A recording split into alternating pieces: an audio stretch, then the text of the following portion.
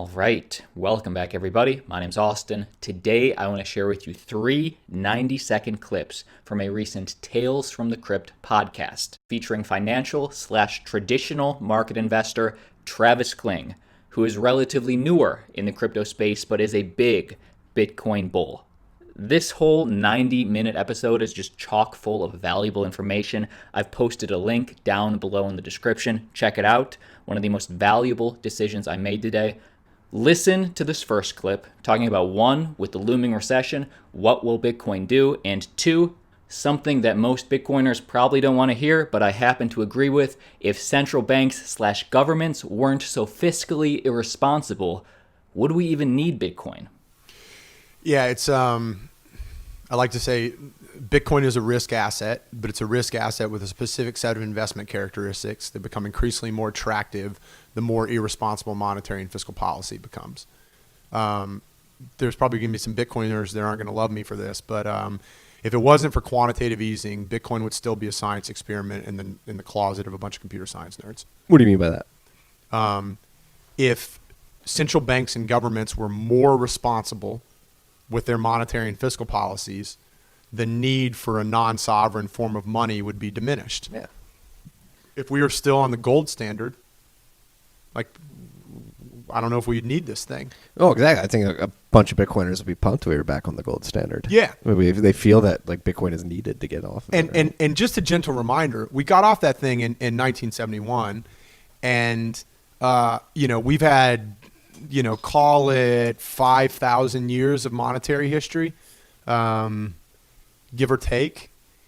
And I would argue, and with a little bit of hindsight, I think it's going to be apparent that it took us 46 years to fuck up the dollar after we got off the gold standard. And in the context of like 5,000 years of monetary history, that's like a long weekend. Yeah, like a blip. 100 years from now, when they write the books, they're going to say in 1971, the United States got off the gold standard. 46 years later, they broke the U.S. dollar. It's going to be like that part of ancient Rome where you only talk about like one of the emperors for like a 50-year period. Yeah, and and that's another good point, because like the day that Rome fell, or like when you go back and people talk about like when the Roman civilization fell, like the day it happened back then, people weren't like in Rome like, oh shit, it just fell. No, it was only with decades or hundreds of years. You only look back in retrospect. That's it, right? That's it. And I think we're totally at this point right now where you're watching this sort of like unraveling occur, and it feels like it's happening slowly.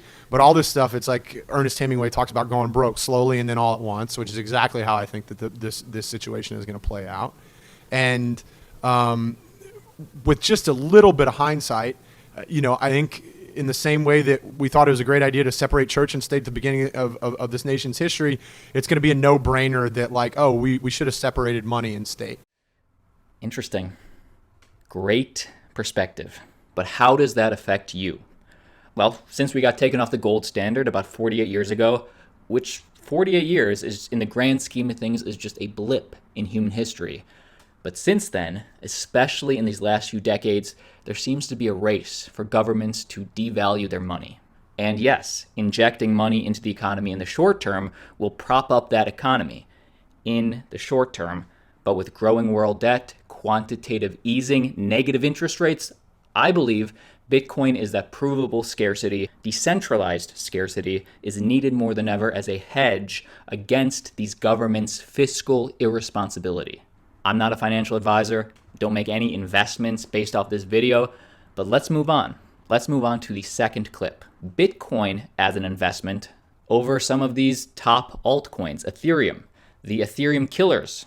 This is just one man's opinion, but listen to Travis Kling's reasoning why Bitcoin is up over 150% this year, and why Ethereum and some of these Ethereum killers, why they seem to be floundering.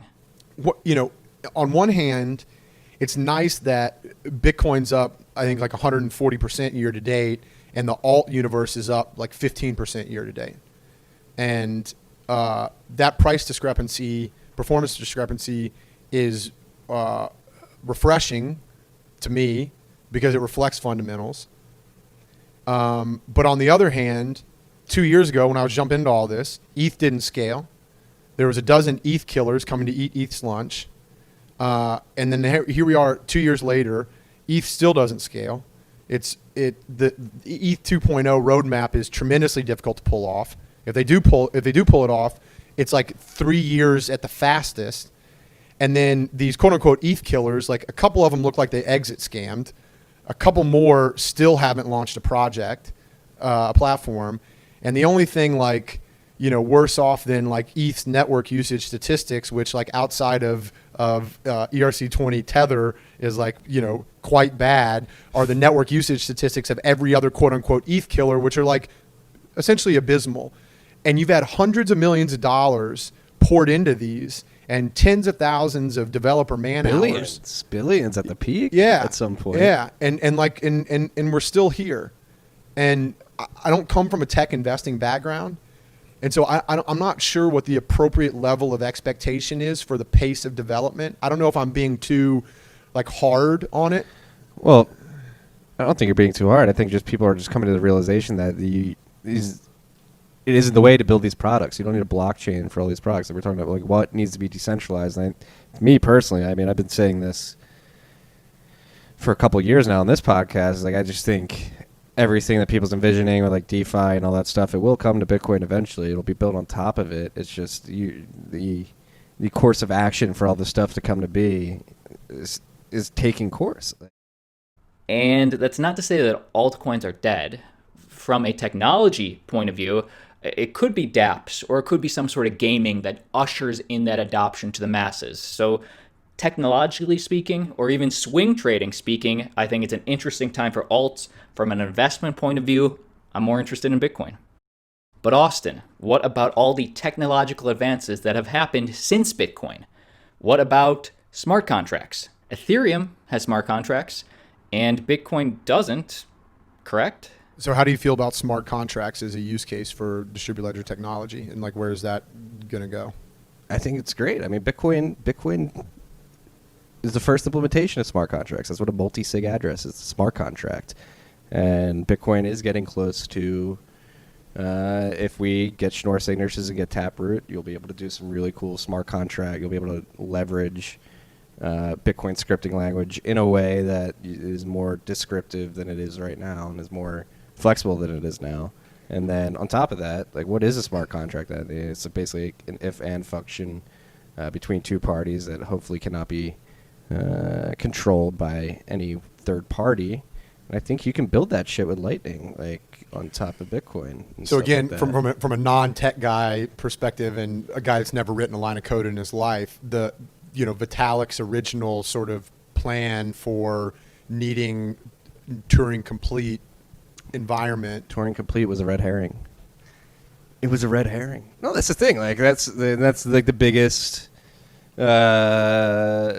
biggest marketing scheme by altcoins, right? They take a perceived inefficiency of Bitcoin, in Ethereum's case, scripting language, scriptability.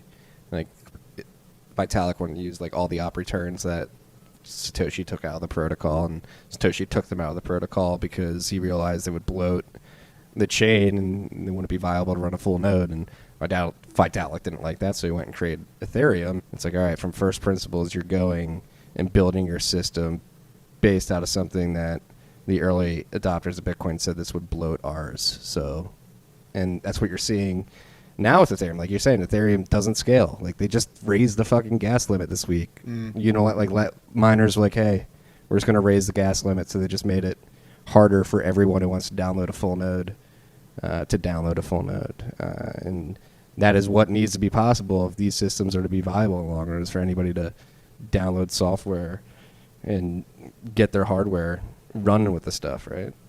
Wow. Interesting. I like it. I appreciate that perspective. Agree or disagree? I'm just trying to learn as much as I can, personally. There's about 60 more minutes to this podcast, over 60 minutes, that I haven't shown you. I'm going to link it down below. Really great perspective.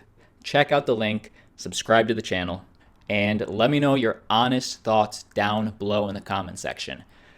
Team, that is the video for today. Whenever I find a little gem in the crypto Bitcoin space, whether it's audio, video, an article, whenever I find it, I am your man on the street.